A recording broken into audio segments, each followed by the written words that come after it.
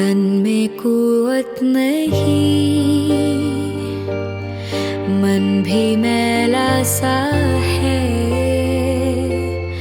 ऐ खुदावंद खुदा, आ मुझे थाम ले। तन की कुव्वत है तू, मन की शक्ति है तू। ऐ शाहे दो जहां, आ मुझे थाम ले। तन में कुव्वत नहीं।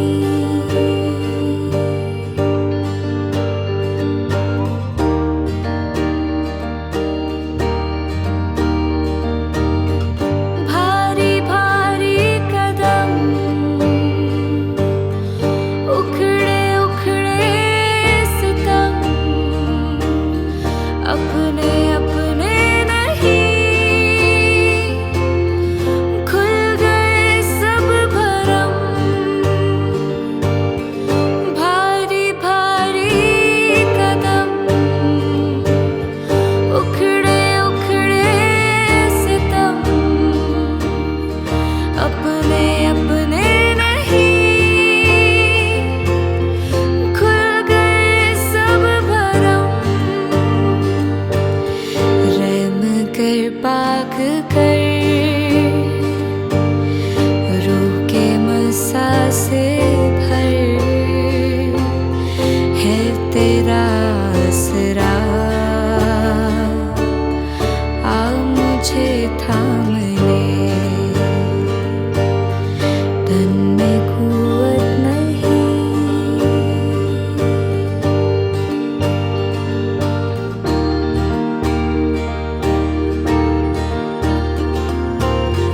वल्वले क्या हुए,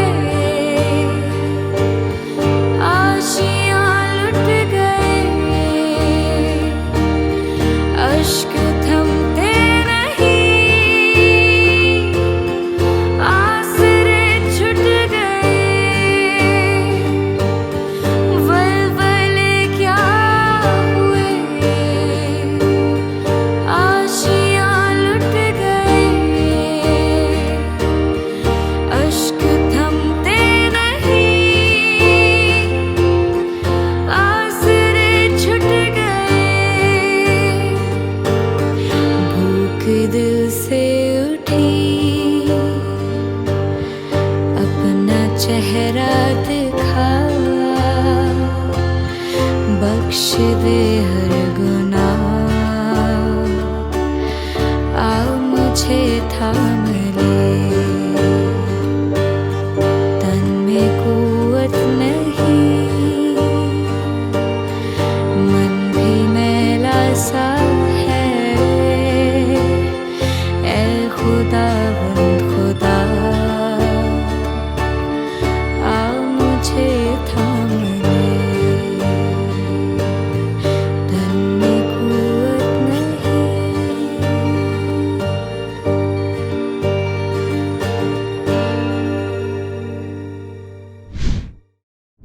हेलो दोस्तों, वेलकम करते हैं आपको हमारे शो हवा की बेटी के सीजन 2 की इस एपिसोड पे। मैं हूँ सादिया सैमसन। उम्मीद करती हूँ कि आपको हमारे हाउस बैंड का आज का सॉन्ग पसंद आया होगा।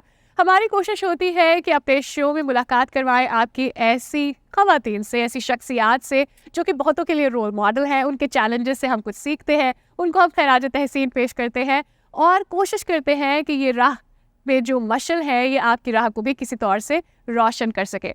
हमारी आज की गेस्ट जिनका नाम है मायरा एम्ब्रोज, जिन्होंने अपने एकेडेमिया का आगाज तो यूं किया कि उन्होंने माइक्रोबायोलॉजी को फॉलो किया, लेकिन वक्त गुजरने के साथ उन्होंने अपने करियर को एक्सेलरेट किया, उसे बदला और वो टीचिंग साइड पर आ गई और फिर आज प्रिंसिपल के ओहदे पर विराजमान है। उन्होंने बहुत सारी जिंदगियों को अपने करियर में रोशन किया है, कईयों की जिंदगियों को बदला है। आइए जानते हैं उनकी बैक स्टोरी में और फिर करेंगे उनसे मुलाकात।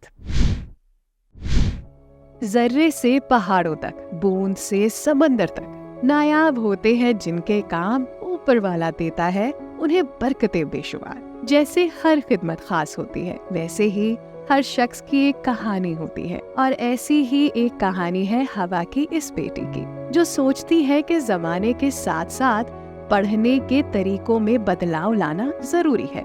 हवा की ये बेटी तालीम पे यकीन रखती है और चाहती है कि पाकिस्तान का हर बच्चा तालीम याफ्ता हो ताकि अपने लिए एक बेहतर मुस्तकबिल बना सके। मिलिए मायरा एम्ब्रोस से, जिन्होंने अपने करियर की शुरुआत बतौर माइक्रोबायोलॉजिस्ट की। कई महकमों में अपनी खिदमात सरअंजाम देने के बाद खुदा ने इन्हें पाकिस्तान के मुख्तलिफ तालीमी इदारों में खिदमात करने का मौका दिया और पिछले 14 सालों से मायरा अपनी इस खिदमत को लेकर चल रही है। बच्चों में तालीम को फैलाने का जुनून और जज्बा आज भी कम ना हुआ। मायरा यकीन रखती हैं कि एजुकेशन को टेक्नोलॉजी के साथ बढ़ाने की जरूरत है और यही सोच लेकर मायरा मुख्तलिफ इदारों के लिए काम कर रही है। मायरा अपने दिल में खुदा की मोहब्बत को रखती है और मानती है दूसरों की मदद करने से वो खुदा के प्यार को लोगों तक फैलाती हैं। मिलते हैं हवा की इस बेटी मायरा एम्ब्रोस से। तो दोस्तों, मुलाकात करवाने का वक्त आ गया है आपका। हमारी आज की गेस्ट जो स्टूडियो से हमारे साथ मौजूद है, आइए मिलते हैं मायरा एम्ब्रोस से। हेलो मायरा, कैसे हो? Hello, thank you so much for having me on the show. मैं बिल्कुल ठीक हूँ। मुझे भी बहुत अच्छा लगा आपसे मुलाकात करके, और जब आपके बारे में सुना और पढ़ा और जानने की कोशिश की तो बड़ा इंटरेस्टिंग लगा कि जिस तरह से आपने अपने करियर को बिल्ड किया। और मुझे लगता है कि ये ज़रूर आज की जनरेशन के साथ आपको शेयर करना चाहिए, क्योंकि ये एक बड़ा बेसिक और छोटा सा बज़ाहिर लेकिन जनरली बड़ा प्रॉब्लम होता है जो लोगों के साथ होता है। अच्छा, मैंने समझा कि आपने माइक्रोबायोलॉजी पढ़ी, फिर all of a sudden things happen and you change your career from 0 to 100 level, completely 360 degree का आपने टर्न अराउंड किया। How did that happen? मेरा करियर स्टार्ट हुआ माइक्रोबायोलॉजी से। Microbiology I did my masters and उसके बाद things change, life has other plans और मैंने टीचिंग स्टार्ट की। एंड जब मैंने टीचिंग स्टार्ट की देन आई थॉट कि I should have a professional qualification. Then I did my BEd करने के साथ साथ एक पैशन जो टीचिंग की तरफ था, it started growing up. It was not in the beginning, शुरू में था ही नहीं। आई थॉट कि teaching it's for some time, कुछ टाइम के लिए। And I am a microbiologist. मैं वापस अपने करियर में जिसमें मेरी प्रोफेशनल क्वालिफिकेशन है मैं वापस चली जाऊँ। But somehow that passion grew और मुझे आहिस्ता आहिस्ता ऐसा लगा कि I should stay in this. और then I started polishing myself, different professional development के कोर्सेज करना, फर्दर और स्टडीज़ करना। And then it took me 11 years in teaching. 11 years Yes, teaching. 11 years in teaching. And then I thought कि now it's been into teaching and now I need to move towards the management side also. And then I फिर did आपने एक और shift. पलटा मारा Yes. और आपको लगा कि आपको फिर अपने करियर को ट्विस्ट अराउंड करना है। And from teaching you thought कि अब इससे ऊपर ऊपर थोड़ा सा ऊपर जाया जाए और मैनेजमेंट साइड पर जाके मेरा then I did my professional diploma in educational leadership and management. And then ये जब अपनी क्वालिफिकेशन बढ़ाने के साथ साथ आई थॉट कि अब मुझे अपने करियर को भी एक और स्टेप अप करने की ज़रूरत है। And from last year I am working as a head of the school as a principal.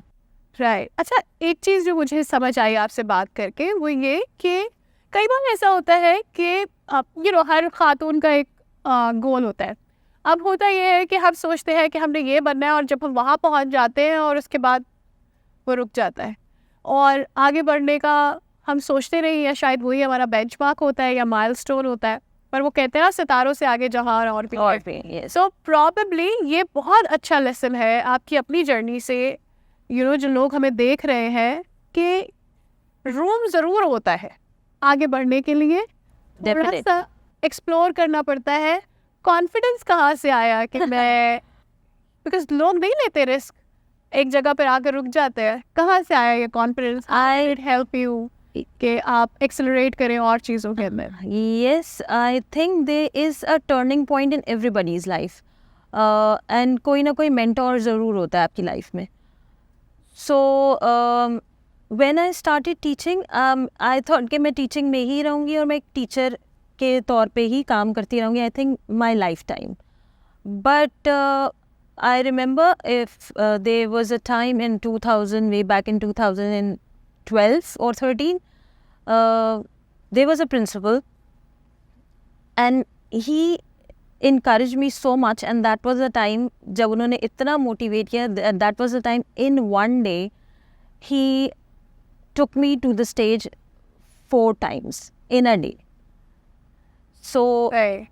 I was not that confident. I was not a good public speaker. इतना confidence, there needs guts.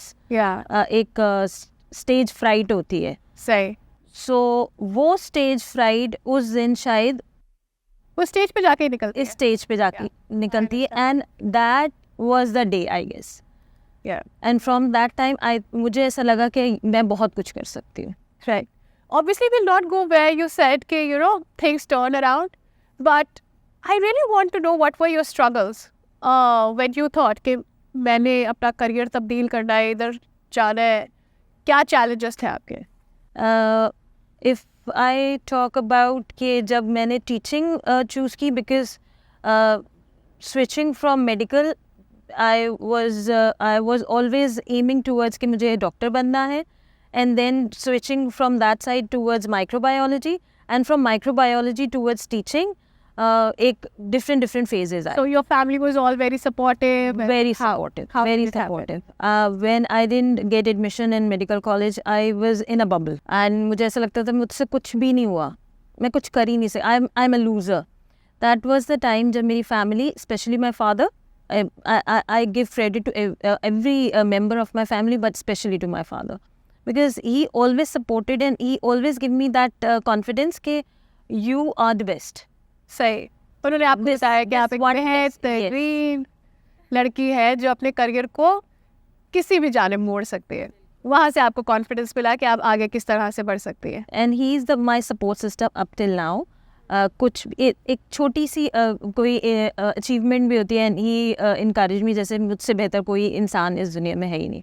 So he was that time also till now कि एक test मेरे बच्चे की, या I am talking about my self, credibility, capability, potential नहीं बता सकता. ये कितनी अच्छी बात है मायरा, जैसे आपने मिसाल दी अपने वालिद की कि वो किस तरह से आपको इनकरेज करते थे, और उन्होंने आपको सिखाया कि किसी एक टेस्ट से आप किसी की पूरी तालीम, किसी की मेहनत, किसी के विजडम को जज नहीं कर सकते. तो I think that's good example आने वाली जो लोग हमें देख रहे हैं और आने वाली फैमिलीज़ के लिए भी, कि किस तरह से आप अपने बच्चों को इनकरेज करते हैं कि वो कभी भी अपने पैशन को ना भूलें और अपनी ज़िंदगी को रोके नहीं. आगे बढ़ना सबसे ज़्यादा ज़रूरी है और उसको हमेशा मेरे ख्याल में याद रखना चाहिए. क्या आप मेरे साथ कोई ऐसा मोमेंट शेयर कर सकती हैं, कोई ऐसा टाइम शेयर कर सकती है जब आपको लगा हो कि ये मेरे लिए सबसे ज़्यादा टेस्टिंग टाइम था और बहुत मुश्किल था? I remember in 2020, my father, he got heart attack, सही. and I was with him, with my kids, and I didn't understand कि उनको हो क्या रहा है. So that was the moment कि मैं उनको हॉस्पिटल ले गई with my elder brother. But the moment जब उनको ये he was suffering या उस प्रॉब्लम से गुजर रहे थे, I was the only person जो उनके साथ था. And हम उनको safely हॉस्पिटल ले गए, and he was in the operation theatre without any obstacle, किसी hindrance के बगैर, and the operation was successful. That was the moment I think मुझे ऐसा लगा कि खुदा हम सब के साथ है. We were not stuck in traffic jam. हमें कोई रुकावट नहीं मिली. So ऐसी तो बहुत सारी एग्जांपल्स हैं, but this is वो आपके लिए बहुत मुश्किल वक्त था, आपको नहीं पता कि किस तरह से खुदा ने आपका हाथ पकड़ा और आपके उस मुश्किल वक्त में आपका साथ दिया. बिल्कुल. और मेरे ख्याल में वो आपकी फेथ का रिवाइवल भी होगा, जहाँ से बिल्कुल आपको लगा होगा कि हाँ अब सब ठीक होने वाला है, बिकॉज मेरे साथ मेरा खुदा है. हैविंग सेड अबाउट फेथ, अब किस तरह से आपको लगता है कि आपने जो हासिल किया है आप उसको बांट पा रही हैं, आप दूसरों को दे पा रही हैं? क्योंकि एज अ क्रिश्चियन मुझे ऐसा लगता है ये बोझ हमारे दिलों पर होता है कहीं ना कहीं, बिल्कुल कि जो हमने खुदा से और कम्युनिटी से हासिल किया है उसे हमें लौटाना भी है. तो आपकी ज़िंदगी में वो कैसे पूरा होता है? आई ऑलवेज ट्राई कि जो कुछ अपॉर्चुनिटीज़, जितनी सलाहियत, जितनी स्किल्स खुदा ने जो मौके मुझे मुहैया किए, अता किए, वो हर एक को नहीं करता, सही। बट उससे मुझे किए। सो वो बोझ मेरे ऊपर हमेशा रहता है। सो आई ऑलवेज ट्राई कि मुझे जब भी मौका मिले मैं उस बोझ को हल्का करने की कोशिश करती हूँ। फॉर एग्ज़ाम्पल प्रोफेशनल डेवलपमेंट के बहुत सारे मौके मुझे मिलते हैं और मैं अवेल भी कर पाती हूँ, तो उससे मेरी सलाहियतों में बहुत इजाफा होता है। वाई नॉट वो लोग जिनको ये मौका नहीं मिलता, मैं उनके लिए क्यों ना काम करूं, और मैं करती हूँ।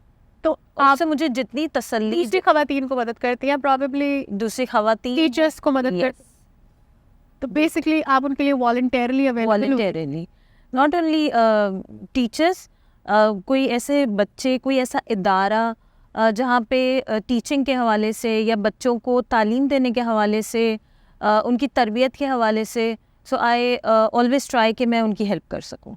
राइट, उनको रीच आउट करके उनके मसले को समझते और जो उसका भी मुनासिब हल हो उसको मदद फराहम कर सकती हैं। आप एक हेल्पिंग हैंड शो करती हैं बेसिकली। बिल्कुल, यू नो, लोग बीच मझधार में मुश्किल में हो सकते हैं, आप उनके लिए मदद फराहम करती हैं। जानना चाहूँगी कि इतना काम करके यहाँ तक आके क्या लगता है कि ये मेरी बिगेस्ट अचीवमेंट लाइफ पे, what would be that?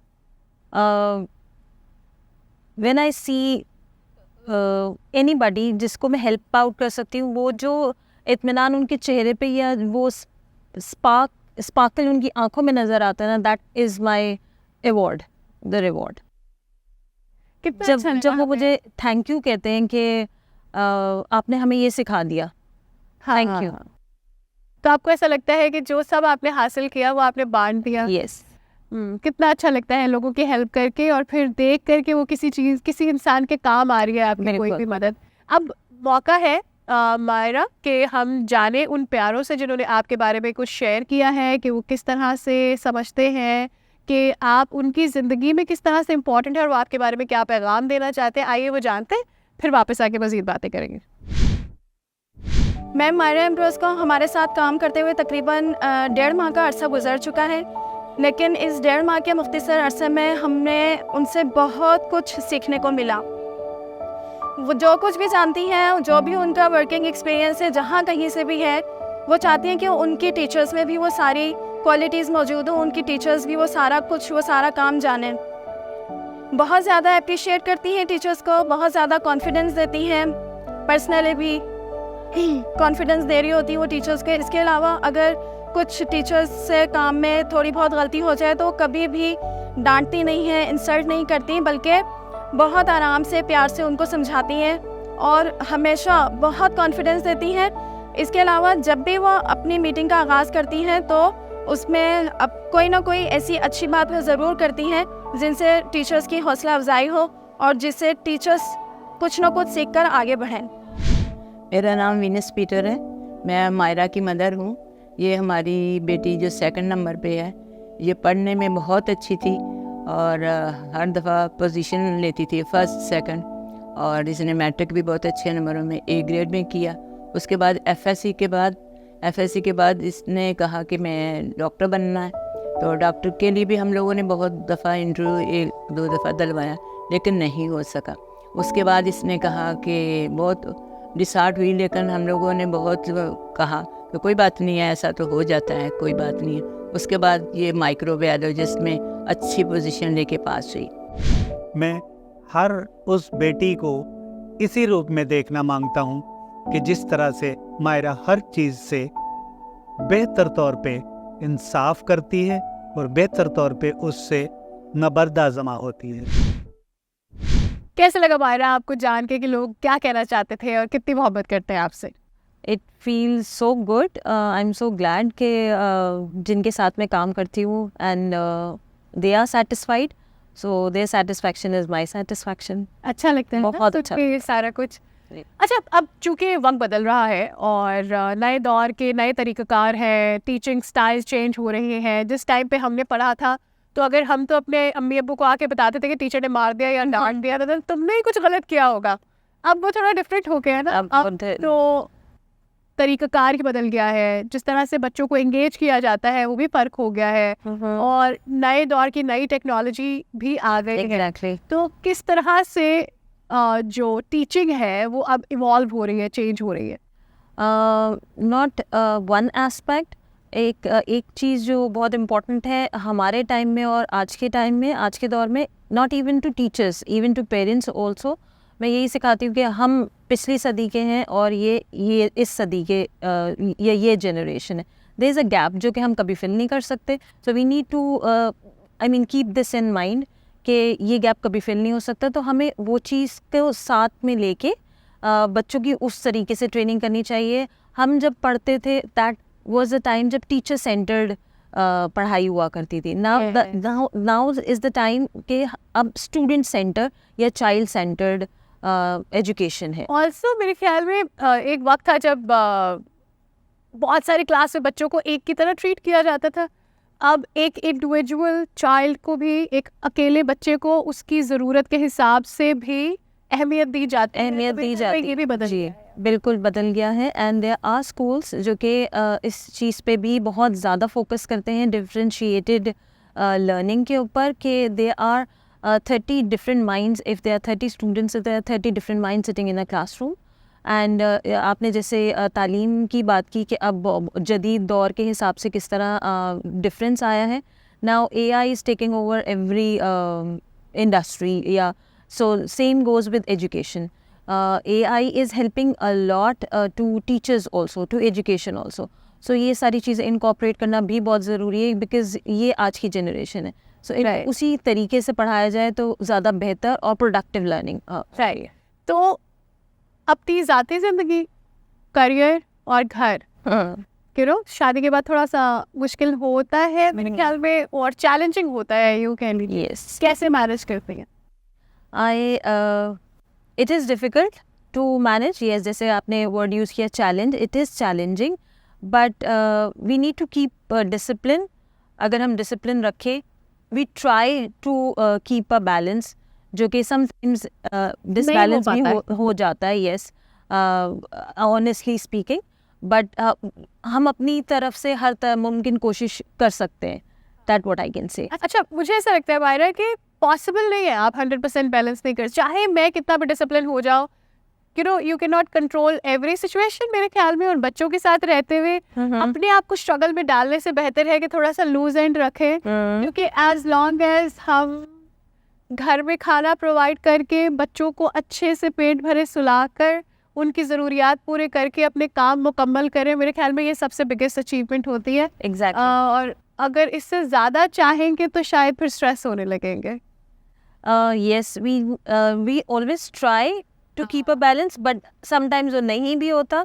So but what we can do कि हम उसी में अगर हम अपनी सेटिस्फैक्शन ढूंढ लें और अपने आप को हर बार गिल्टी फील ना करवाएं, क्योंकि यंग मदर्स के साथ ये प्रॉब्लम होती है कि उनको ऐसा लगता है कि शायद इतना टाइम नहीं दिया, शायद इतना काम नहीं किया, और टाइम बच्चों को दे सकती थी, शायद वक्त काम में ज़्यादा हेल्दी खाना नहीं खिलाया, बार गिल्टी, आज फेवरेट खाना नहीं दे सकी, आज मैंने पिज्ज़ा ऑर्डर करना था बच्चों। आई थिंक हम कहीं ना कहीं स्ट्रगल में अपने आप को गिल्टी फील कराते हैं, जो कि हमारे लिए बुरा होता है, लेकिन सारी चीज़ें सही चल रही होती है। मेरे ख्याल में ये हमारे अंदर की फीलिंग होती है। अच्छा, मुझे आपके साथ एक इंटरेस्टिंग फन गेम खेलनी है, लेकिन इससे पहले कि हम अपने गेम की जानिब जाएं, यहाँ लेते हैं टाइनी ब्रेक, आएंगे वापस। Welcome back. वक्त आ गया है कि खेलें हम मायरा के साथ हमारा ये इंटरेस्टिंग गेम। ये या वो रूल्स ये है कि मैं छोटे से सवाल करूँगी और उसमें इनको जवाब देने हैं, किसको ये ज़्यादा पसंद करती हैं, किस रोल में ये ज़्यादा आना चाहती हैं, और इसमें कुछ सही या गलत तो है नहीं है। सो व्हाटएवर वो चूज़ करेंगे हम उसे एंजॉय करेंगे। आई होप आपको भी ये गेम मज़े का लगेगा। Myra, are you ready? Yes. तो मेरा पहला सवाल आपसे ये होगा कि आप क्या चाहेंगी? क्या आप चाहेंगी कि किसी एक मुर्दे को जिंदा करने का मिरेकल आप देख सके, या फिर ये कि 5000 लोगों को खाना खिलाने का जो मिरेकल है आप वो विटनेस कर सके? I think I will go with 5000 लोगों को खाना खिलाने का मौज़ा, because I want to see more people, more happier people. Right. क्या अच्छा लगेगा कि आप यूहन्ना नबी से बपतिस्मा हासिल कर सके, या फिर आखिरी फसा में यीशु मसीह के साथ हो सके, या पर रूम जाए? आई गो विद आखिरी फसा, because I want to witness that also. वो आप देखना चाहती मैं हैं वो देखना कि चाहती हूँ। कैसे वहाँ पर शागिर्द मौजूद थे और आखिरी खाना यीशु मसीह ने खाया। जी। क्या देखना चाहेंगी, ये कि लाजर जो है वो मुर्दों में से किस तरह यीशु मसीह ने जिंदा किए, या ये कि किस तरह से दरियाए कुलजम जो है वो 2 हिस्सों में बट गया? दरियाए कुलजम 2 हिस्सों में बटी है, बिकॉज कितना it interesting always experience fascinates me. Yes, या कभी समझ में भी नहीं आता कि किस तरह लगता होगा बिल्कुल, जब समंदर दोनों साइड पे दो बट साइड जाए पे हो और- गया। वो खुदा की जो ताकत है, मुझे ये दिस मोमेंट दरिया कुलजम 2 हिस्सों में बट यकीन हो जाता है ना कि इस कायनात को खुदा ही ने बनाया है और उसके ही हाथों में है। अगर मैं ये कहूँ कि आपको शेरों की खचार में जाना है, या फिर आपको मैं आग की भट्टी में डालने के लिए सवाल करूं, तो इन दोनों में से क्या आप चुनेंगी? आपके लिए ज़्यादा अच्छा क्या होगा? आई थिंक मेरे लिए दोनों ही बराबर हैं, दोनों ही it's very Terrifying. Terrifying, very I mean horrible kind of thing. Rethink it, enter with faith. किस में जाएंगे? आई थिंक शेरों की उसमें, शेर की कार में जाना चाहेंगे? यस, सही। और क्यों? बिकॉज शेर से मुझे ज़्यादा डर लगता है। तो जब So फेथ I- से ही जाना है so I want to experience that more, ताकि मेरा फेथ और ज़्यादा मजबूत हो पतरस सके। ने भी यीशु मसीह को डिनाई किया था, और जूडा ने जिस तरह से बिट्रे किया, धोखा दिया यीशु मसीह को, दोनों ही बड़ी बैड एग्जाम्पल सेट करते हैं जनरली। लेकिन ये बताइए कि अगर आपको उनमें से एक ही होने का मौका हो तो क्या बनेंगे? आई थिंक पतरस, बिकॉज पतरस को जितना अफसोस हुआ जो उसने यस और फिर वो वापस आ गए। वापस आ गया। क्या बिल्ड करेंगी? क्या आप चाहेंगी कि आप नूह की कश्ती की तामीर कर सके, या फिर सुलेमान का हैकल का तामीर करना? नूह की कश्ती की तामीर, बिकॉज वो बचपन से ये चीज़, वो स्टोरीज पढ़ के और सुन के 40 दिन तक मीठा खा है ना? वो that is always in years, और वो कहानियाँ सुन सुन के, वो मूवीज इस तरह की देख के, सो आई ऑलवेज गो विद नूह की कश्ती। सही। अगर मैं ये कहूँ कि आपको दानियाल की तरह सिर्फ सब्जियों पे जीना है, तो क्या आप वो जाएंगी, या फिर जिस तरह से एलिया को खुदा ने वो ब्रेड कवों के थ्रू प्रोवाइड की? तो 2 ऑप्शंस है, या तो जिंदगी का गुजारा बस एलिया की तरह रोटी पर हो सकता है, या दानियाल की तरह सब्जियों पर। मेरे लिए दोनों ऑप्शंस इक्वल हैं, बट आई विल गो, क्या आपको गोश्त पसंद है? क्योंकि मुझे गोश्त पसंद नहीं है। That is true. तो फिर आप क्या चुनेंगे? सो आई थिंक सब्जियों वाला ऑप्शन। किसके साथ खाना खाना पसंद करेंगी? एलाइजा के साथ या मोसेस के साथ? मोजेस के साथ। और अगर मैं आपको ये कहूँ कि आपको नबी बनने का मौका मिलेगा या शागिर्द बनेगा, तो क्या लेना चाहिए? मैं शागिर्द बनना चाहती और वजह क्या होगी? हूँ, बिकॉज मैं और सीखना चाहती हूँ, शागिर्दों की तरह और शागिर्दों की तरह और सीखना चाहती हूँ। जी। Very nice. अच्छा, गेम तो हमारी हो गई है ख़त्म। अच्छा, जाते जाते मुझे एक आखिरी सवाल जो आपसे पूछता है वो ये कि आपको क्या लगता है, फॉलोइंग दिस फील्ड, किस तरह से, चूँकि आपका इतना लेना देना रहता है यंगर जनरेशन से, हम अपनी यूथ को अपब्रिंग करने के लिए कुछ खास कर सकते हैं? बिकॉज आपका एक्सपीरियंस इस दौर का है, मुझे ऐसा लगता है आपसे बेटर एडवाइस इस मामले पे कोई नहीं दे सकता। व्हाट आई फील के एज अ पेरेंट हमें ये ज़रूर सोचना चाहिए कि एजुकेशन के बगैर देयर इज़ नथिंग।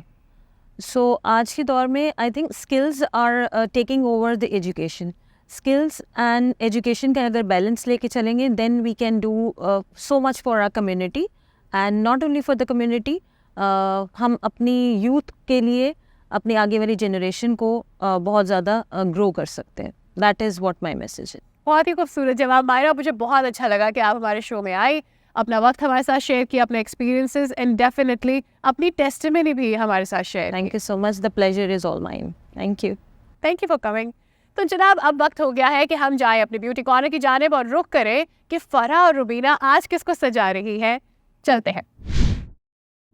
हेलो दोस्तों, मैं हूँ रुबीना और मैं हूँ Farah. Welcome to beauty corner. उम्मीद करती हूँ आप सब खैरियत से हैं, खुश हैं, और हमारे साथ मौजूद है फरा। कैसी हैं आप? मैं बिल्कुल ठीक। रुबीना, अक्सर हम अपनी लाइफ में गौर करते हैं कि हम वर्क लाइफ में इतने बिजी हो जाते हैं कि अपने लिए टाइम ही नहीं मिलता, और सारी चीज़ों में हम भूल जाते हैं कि हमें रेस्ट की नीड है। फिज़िकली और मेंटली हम बिल्कुल अपने वर्क में डिवोटेड हो जाते हैं और कोई मतलब उसके अलावा कुछ सोच ही नहीं है हमारी कि हमें रेस्ट की ज़रूरत है। सीरियसली फ़रा, आप सही कह रही हैं, क्योंकि अब इतना ट्रेंड है वर्क टू फ्रॉम होम, क्योंकि हम इतने बिजी हैं जूम पर, मीटिंग्स पर, इंटरनेट पर, कि हमारी जो अदर थिंग्स है, अदर मसरूफियात है, हमारा घर है, हमारी फैमिली है, हम उनको बिल्कुल टाइम नहीं दे रहे। इस तरह हमारी जो रिलेशनशिप्स है वो भी बहुत ज़्यादा इफ़ेक्ट हो रही हैं। तो रुबीना, आप कैसे बैलेंस करती हैं वर्क लाइफ और घर की सारी चीज़ें? जी, मैं भी एक वर्किंग लेडी हूँ, लेकिन मैं क्या करती हूँ, मैं अपनी जॉब से 2 घंटा पहले उठती हूँ। जब मुझे जॉब पर अगर मुझे 7:30 जाना है तो मैं 5:30 उठ जाती हूँ, क्योंकि मुझे प्रे करनी है, मुझे बच्चों का नाश्ता बनाना है, हस्बैंड का लंच बनाना है।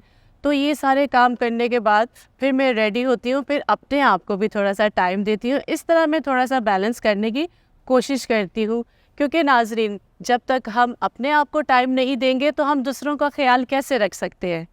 बिल्कुल, मैंने तो ये सोचा ही नहीं था कि अपनी लाइफ को किस तरह से मैनेज कर सकते हैं। मैं खुद भी वर्किंग वुमेन हूँ, लेकिन ऑब्वियसली मैरिड नहीं हूँ, लेकिन घर तो अम्मी सारा चला लेती हैं तो कोई इतनी टेंशन नहीं होती। लेकिन ये है कि ऑब्वियसली मैरिड लाइफ और डिफरेंट हो जाती है बिल्कुल। सीरियसली, ये बिल्कुल ठीक कहा आपने।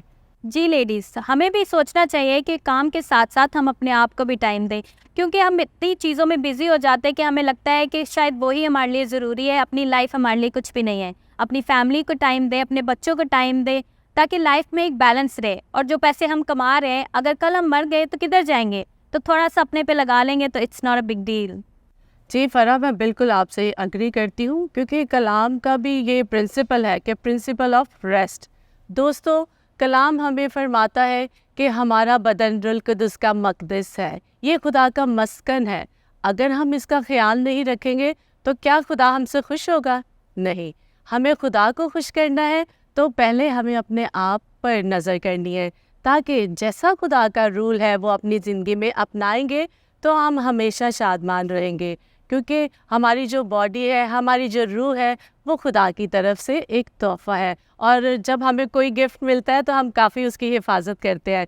तो इसकी हिफाजत करना तो हमारी सबसे ज़्यादा बड़ी ज़िम्मेदारी है। सो गाइस, आज हम मिलेंगे सारा से। सारा मुझे अपनी स्टोरी सुना रही थी कि किस तरह से वो मल्टीनेशनल कंपनी में काम करती है और बहुत सारे प्रोजेक्ट्स उसको मिलते हैं, और कैसे वो स्ट्रेस्ड आउट रहती है कि वो उसको काम, हर वक्त काम, उसके अपने बारे में सोचती नहीं है, और उसको लगता है कि मैं शायद काम में बहुत स्टक हो गई हूँ। और काफ़ी सालों से वो इसी तरह से एक सेम रूटीन को फॉलो कर रही है कि सुबह उठ के काम पे चली गई, फिर घर पे भी काम, तो काफ़ी हेक्टिक लाइफ होती है ऑब्वियसली। तो मुझे लगता है कि इस तरह की लाइफ में आपको अपने आप को भी टाइम देना चाहिए। तो आज वो हमारे पास आई और वो चाह रही थी कि हम उनके लिए एक अच्छा सा मेकओवर करें, और उन्होंने मुझे बताया कि किस तरह से हार्ड होता है अपने आप को टेक केयर करना। लेकिन मुझे लगता है जब आप इस तरह की फर्म में काम कर रहे होते हैं तो आपको अपना भी ख्याल रखना कितना ज़रूरी होता है। ज़रूरी नहीं कि सिर्फ काम को ही देखते रहें, अपने आप को भी देखना है। हेल्दी लाइफस्टाइल, और हर किस को नहीं पसंद कि अच्छा लगे। तो आज हम उनको एक अच्छा सा मेकओवर देंगे, फिर देखते हैं क्या आता है। जी फ़रा, मैं अग्री करती हूँ आपके साथ, क्योंकि एज अ वर्किंग लेडी होते हुए मुझे भी सम टाइम ऐसा फ़ील होता है कि मैं बहुत जगहों पर अपने आप को छोड़ देती हूँ कि चलो रहने देती हूँ, इग्नोर कर देती हूँ। लेकिन हमें अपने वर्क के साथ अपने घर को, अपने आप को टाइम देने की बेहद ज़रूरत होती है, क्योंकि फिर हम खुश रहते हैं, हम रिलैक्स रहते हैं। आप क्या कहती हैं? क्योंकि जब हम जैसे मुझे मेकअप करना पसंद है और बाकी लेडीज़ को भी पसंद होता है, और हम शॉपिंग करना पसंद करते हैं। जब हम ये 2 चीज़ें करते हैं तो हम काफ़ी हैप्पी हो जाते हैं, खुश हो जाते हैं, और फिर क्या है, हमारी चीक्स ऐसे फूली फूली लगती है, हम स्माइल करना शुरू कर देते हैं, ब्लश करते हैं, क्योंकि हमारी जो छोटी छोटी ये ख्वाहिशें जब ये पूरी होती है ना तो हम रिलैक्स फील करते हैं। क्योंकि मेरे अंदर तो ये बात है, जब मैं शॉपिंग करती हूँ तो मुझे मज़ा आता है। तो चलें देखते हैं कि आज आप किसका मेकओवर कर रही हैं। जी बिल्कुल, आज हम सारा का मेकओवर करेंगे। So let's get started.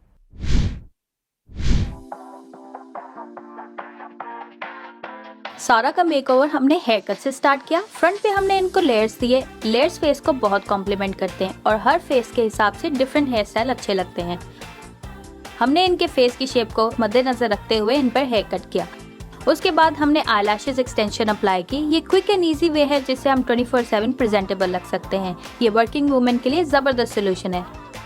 इनका मेकअप काफ़ी मिनिमल रखा, ये बहुत ही क्विक एंड ईजी भी है क्योंकि अक्सर सुबह तैयार होने में बहुत टाइम लग जाता है। हमने इनको फ्रेश लुक देने के लिए ब्राइट लिपस्टिक अप्लाई की। लिपस्टिक बहुत ही मेन होती है हमारे मेकअप को एनहांस करने के लिए। हेयर स्टाइल में हमने स्लीक बन बनाया क्योंकि डेली हेयर वॉश करने और बालों में हीटिंग टूल्स अप्लाई करने से हमारे बाल डैमेज होते हैं। और आफ्टर हेयर स्टाइल ये रहा इनका फाइनल लुक।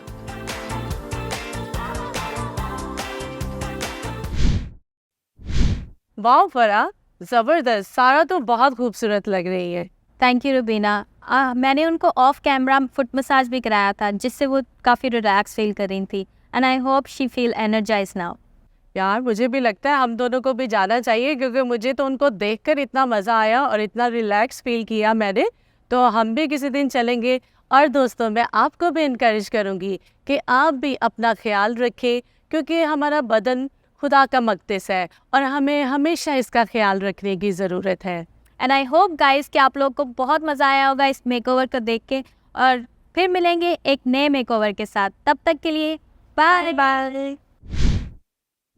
ज़बरदस्त मेकओवर हमने देखा जो हमें करके दिखाया रुबीना और फरा ने। और यकीनी तौर पर being a housewife and working woman it's not easy, लेकिन अपने आप को अपग्रेड करना अपनी ज़ात के लिए, अपनी हैप्पीनेस के लिए अच्छा होता है। इसलिए अपना ख्याल रखा करें, ये आपको खुश रखेगा। इसके साथ ही हमारे शो का वक्त भी हो गया है ख़त्म, लेकिन जाते जाते देखना मत भूलिएगा हमारा हाउस बैंड का एक खूबसूरत सॉन्ग। एंजॉय कीजिए। मेरी तरफ से बाय।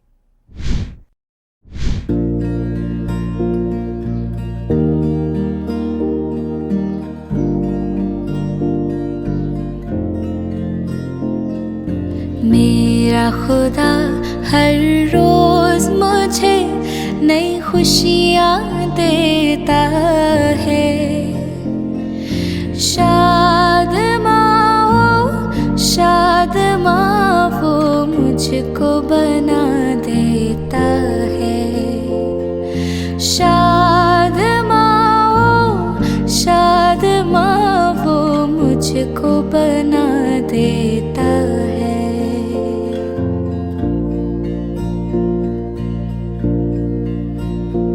जब होती है कोताही कोई या बात गलत मुझसे, मैं करता नहीं हो जाता है जब काम गलत मुझसे। मेरा खुदा बिगड़े हुए मेरे काम बना देता है। मेरा खुदा बिगड़े हुए मेरे काम बना देता है। मेरा खुदा हर रोज मुझे नई खुशियाँ देता है।